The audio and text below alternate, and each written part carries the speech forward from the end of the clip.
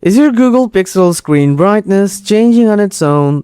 Does it suddenly go too bright or too dim without any reason? No need to stress. In this video, I'll show you easy ways to stop this from happening. Let's dive in. Solution 1.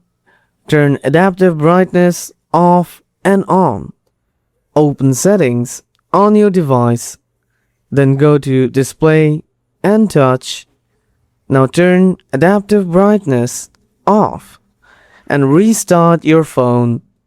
After restarting, turn on adaptive brightness. This refreshes the learning model. Solution 2. Turn off auto brightness permanently. If nothing works, manual brightness is the most stable option. Open Settings on your phone, then tap Display and Touch. Now turn adaptive brightness off and set brightness manually. Solution 3. Disable extra dim and night light. Brightness filters can cause sudden changes.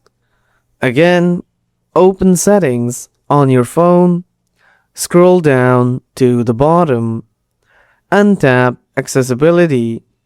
Now make sure that extra dim is turned off.